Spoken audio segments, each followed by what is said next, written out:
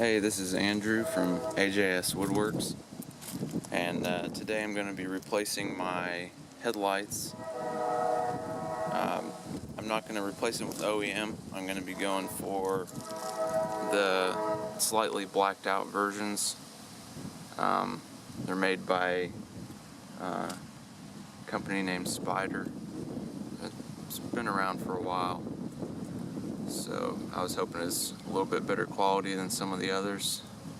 And I'm replacing these OEM headlights, which are really foggy, and I've tried to clean them off with cleaning solution and everything, and they're just not cleaning up, and they've been letting some condensation on the inside of them as well recently, so visibility isn't too great with them, so I decided to replace them.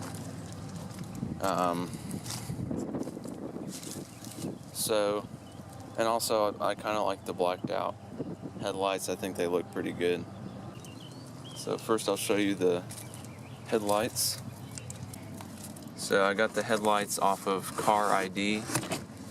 Usually I buy my stuff off of Amazon, but Amazon didn't have Spyder brand, at least in this model headlight. So I think it cost me $110, and that's for both headlights. So that's the headlight with the plastic on it.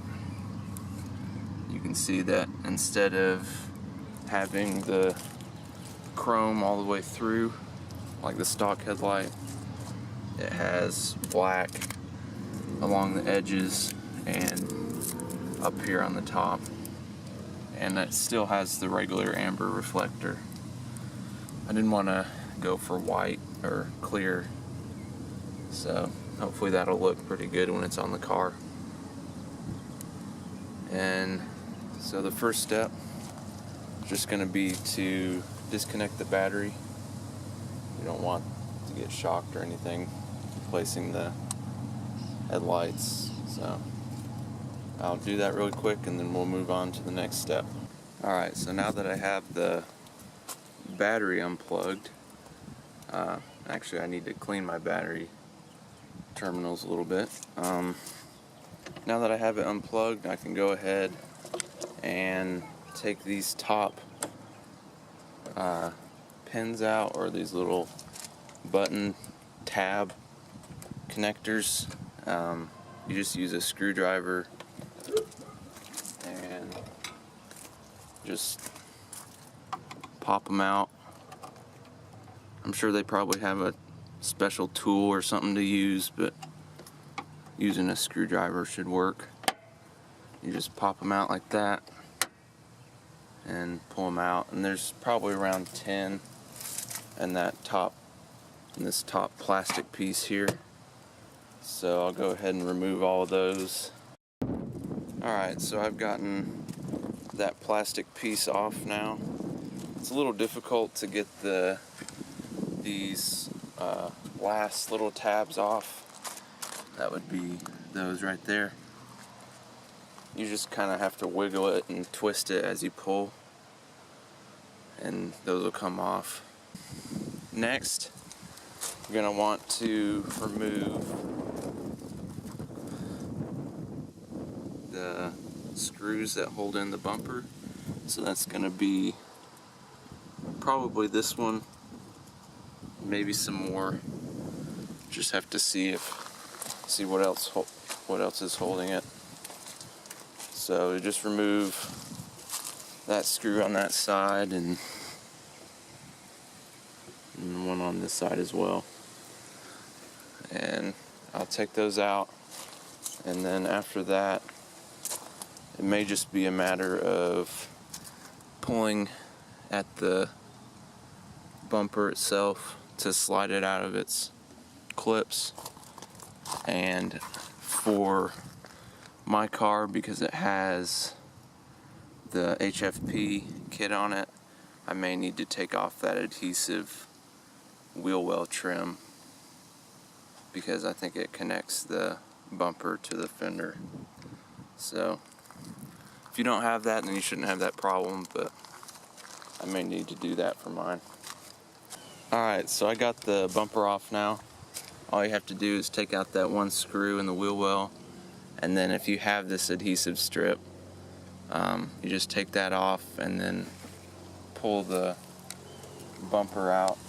It was really easy for mine to pull out. I think the connections have kind of gotten rotted a little bit, but that's all you have to do for the bumper. Alright, so it took a little while because I couldn't find all the bolts, but I eventually found them. There's one bolt on this side. Actually, I'll show you on the other side since it still has them in there. You gotta take out that bolt there, that bolt, and then you take out this bolt,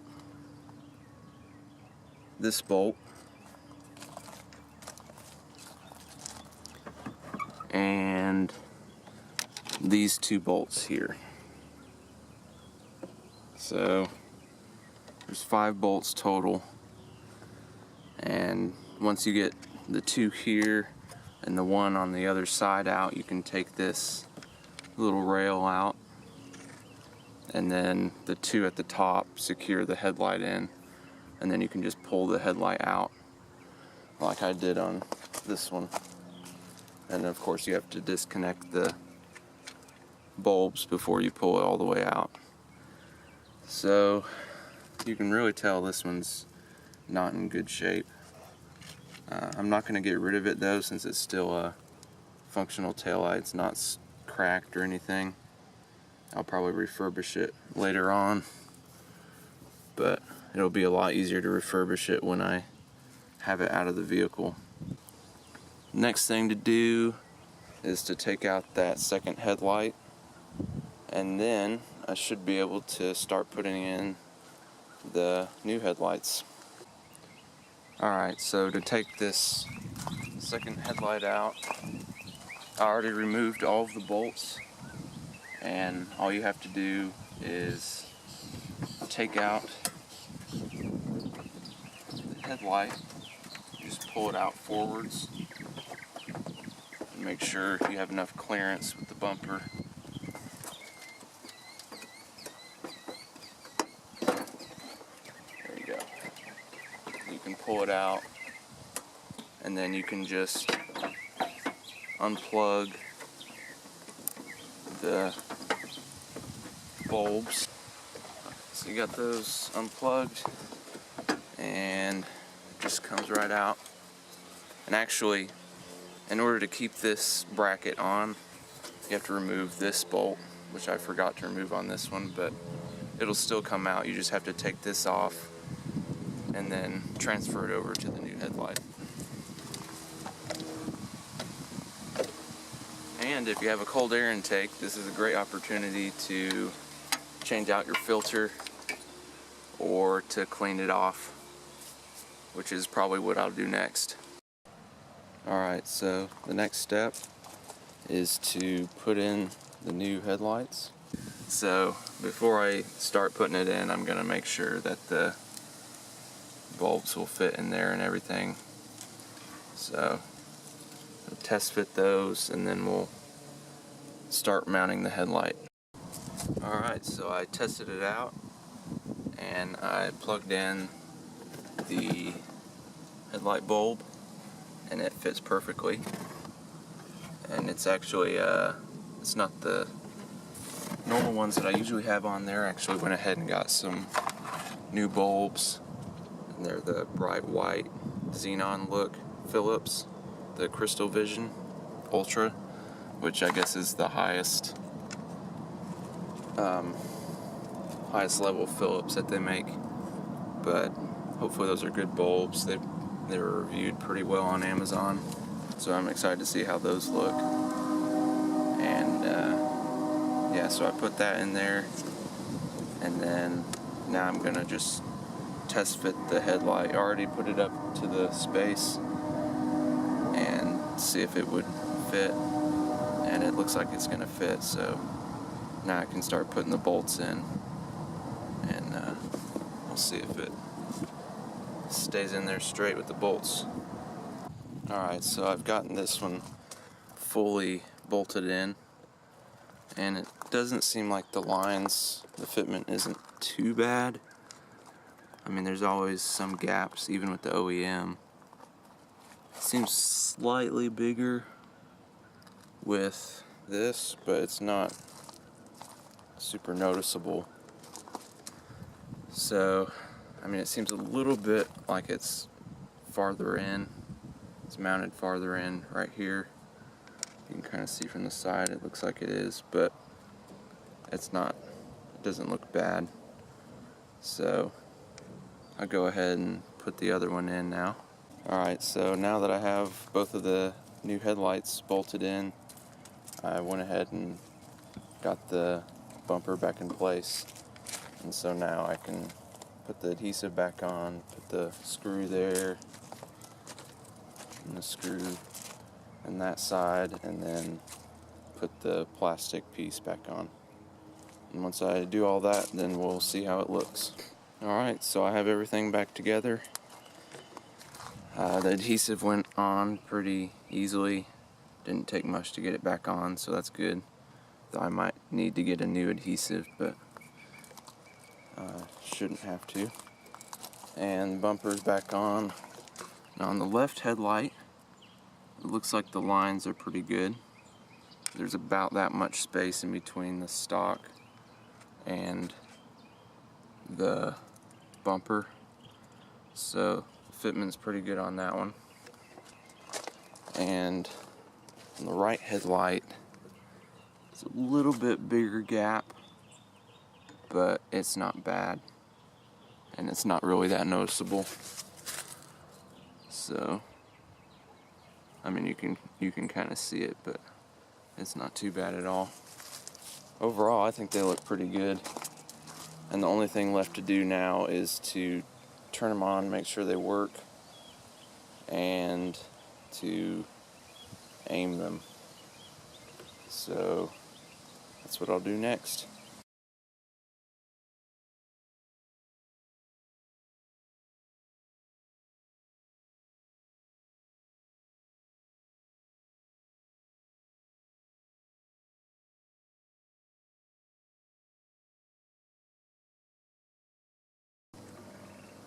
Alright, so here's the issue.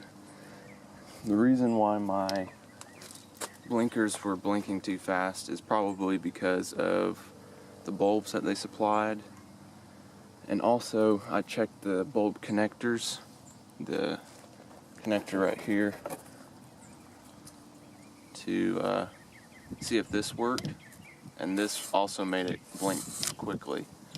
So the only solution would be to use the stock connector and the stock bulb, which both are too large to fit into the aftermarket headlight. So what I did on the other headlight, I already put the other one in and already fixed it, was I took my Dremel with a sanding bit and I took off the inside edge right here, and I also took off that top lip to make it flat right there. That way, I mean, I had to get rid of these notches so it doesn't turn and lock in, but I got rid of just enough on the edges so that the original connector could be pushed in there and make a good seal still.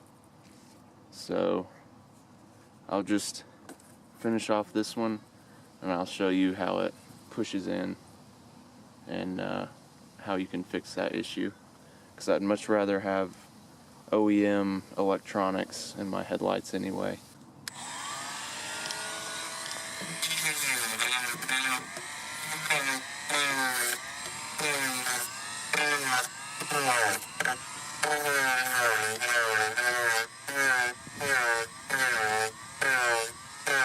So to get it in there, it's a little more difficult, but you just have to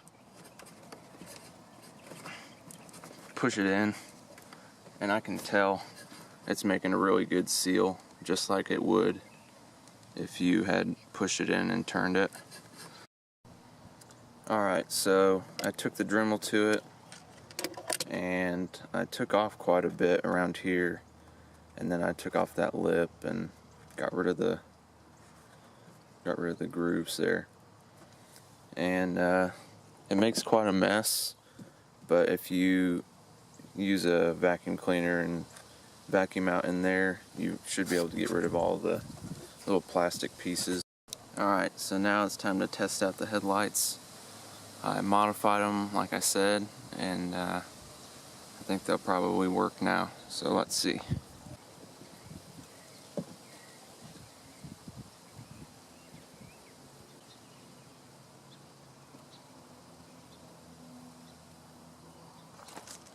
Alright, so those are my headlights. I like them. I really wish I didn't have to modify them like that, and because of that I can't recommend them. They're the Spyder black headlights with the amber reflector. I can't recommend that you buy them because if you have to modify them, there's a chance that they aren't going to work. So, and they may not work a month or two from now for me, so it would be really nice if it was just a plug and play kind of thing, but unfortunately it's not very good quality, even though it's a well-known brand. So this has been an installation of the Spyder blacked out headlights for the 2003 to 2007 Honda Accord. I hope you found this review helpful. Thanks for watching.